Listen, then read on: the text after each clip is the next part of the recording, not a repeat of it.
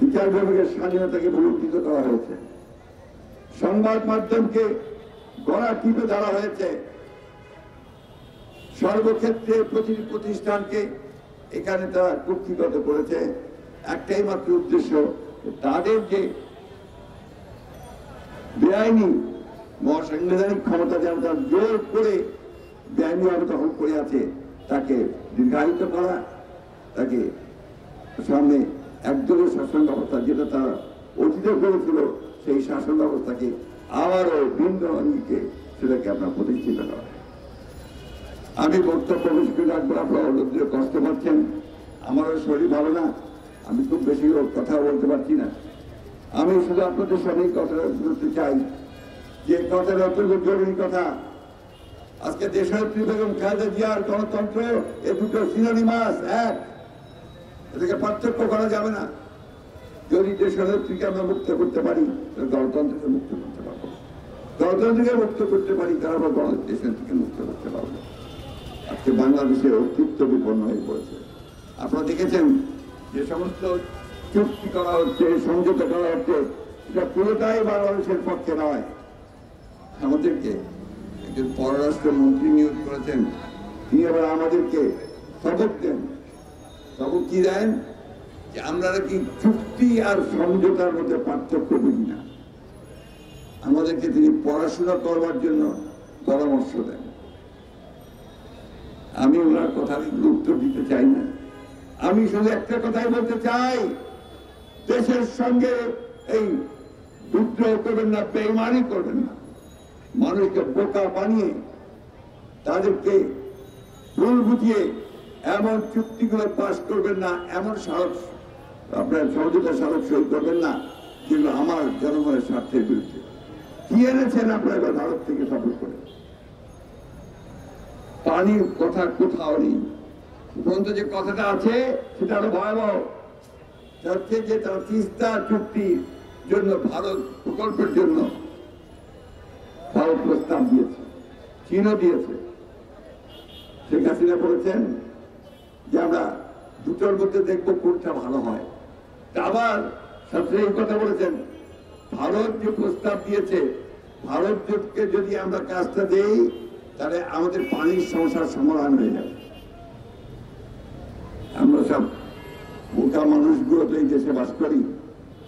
আপনি পক্ষান্তরে যেটা করেছেন যে তিস্তার পানির সমস্যা, যেটা বন্টন যে সমস্যা, সেটাকে আপনি বাতিল করে দিলেন।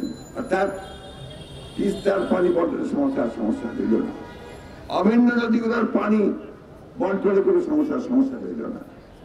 এইভাবে আপনার দেশকে পুরোপুরিভাবে ভারতের কাছে একেবারে জিম্মি করে দিচ্ছেন। আপনার সীমান্তে হত্যা হচ্ছে প্রতিদিন, গতকালও হত্যা হয়েছে।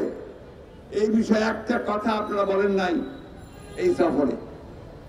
আমাদের খুব সরাসরি প্রশ্ন আপনাদের কাছে যে কোন পৃথিবীতে কোন দেশ আছে বন্ধু দেশ, একেবারে এত বন্ধু সম্পর্ক নাকি আপনার স্বামী স্ত্রীর মতো, তাহলে কোন দেশ আছে বলেন যে তার বর্ডারে বন্ধুরা গুলি করে হত্যা করে আমাদের নাগরিককে?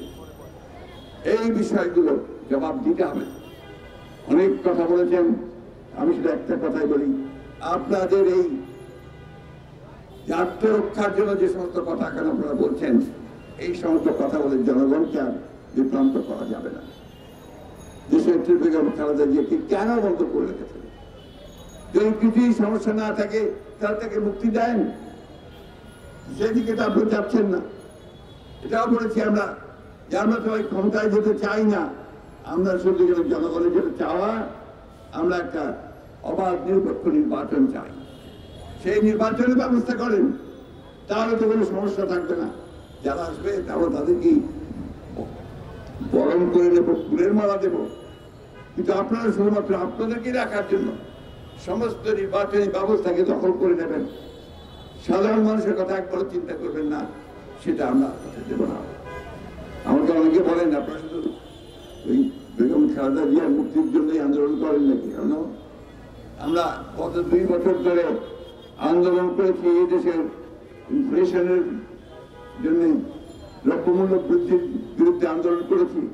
আমরা অন্যায়ভাবে মানুষকে হত্যা নির্যাতন করার বিরুদ্ধে আন্দোলন করেছি, আমরা দুর্নীতির বিরুদ্ধে আন্দোলন করেছি, ব্যাংক লুটের ব্যাপারে আন্দোলন করেছি, টাকা পাচার ব্যাপারে আমরা আন্দোলন করেছি। আমরা এখন দেশনেত্রী বেগম খালেদা জিয়ার মুক্তির জন্য যে আন্দোলন করছি, এটা সম্পূর্ণভাবে সামগ্রিক আন্দোলনের সঙ্গে অত্যন্ত গুরুত্বপূর্ণ একটা আন্দোলন। কারণ আমি আগে বলেছি, দেশনেত্রী বেগম খালেদা জিয়া আর গণতন্ত্র এই দুটোকে আলাদা করে দেখা যাবে না। তাই বন্ধুগণ, বক্তব্য দীর্ঘ করতে চাই না, শুধু এইটুকু বলতে চাই, আজকে দেশ অত্যন্ত বিপদে পড়েছে। দেশনেত্রী বেগম খালেদা জিয়ার নির্দেশ আছে, আমাদের দলের প্রতিষ্ঠাতা শহীদ প্রেসিডেন্ট জিয়া রহমান যে কারণে যুদ্ধ শুরু করেছিলেন, যে কারণে তিনি আত্মহত্যা দিয়েছেন, সেটা হচ্ছে দেশের জন্য, স্বাধীনতা সার্বভৌমত্বের জন্য। আমাদের ভারপ্রাপ্ত চেয়ারম্যান তিনি আজকে সুদূরে আছেন, তিনি সেখান থেকে দিন রাত পরিশ্রম করছেন এই দলকে, মানুষকে সংগঠিত করে এই ভয়াবহ ফ্যাসিস্ট শক্তি তাকে সরিয়ে জনগণের শাসন প্রতিষ্ঠা করার জন্য। এর কোনো বিকল্প আমাদের হাতে নেই। তাই আসুন আমরা সবাই ঐক্যবদ্ধ হই, সংগঠিত হই এবং দেশনেত্রীর মুক্তির যে আন্দোলন, এই আন্দোলনকে আমরা সারা বাংলাদেশে ছড়িয়ে দেই এবং এতেই করে আমরা একই সাথে গণতন্ত্রের আন্দোলনকে সামনের দিকে এগিয়ে নিয়ে যেতে পারবো। বন্ধুগণ, আসুন আমি সকলকে আহ্বান জানাচ্ছি, এটা শুধু বিএনপির আন্দোলন হওয়া উচিত নয়, এই আন্দোলনটা সমগ্র দেশের মানুষের। তাই সকল দল মত নির্বিশেষে সকলের কাছে আহ্বান জানাবো, এই অন্যায়ের বিরুদ্ধে দেশনেত্রীকে যেভাবে হত্যার উদ্দেশ্যে তাকে আটক করে রাখা হয়েছে, তার মুক্তির জন্য আপনারা সবাই কথা বলুন, সোচ্চার হন, আন্দোলনের শরীর হন। আপনাদের আবারও নারী ও শিশু অধিকার সংরক্ষণ যে ফোরাম, তাদেরকে ধন্যবাদ জানিয়ে বক্তব্য শেষ করছি।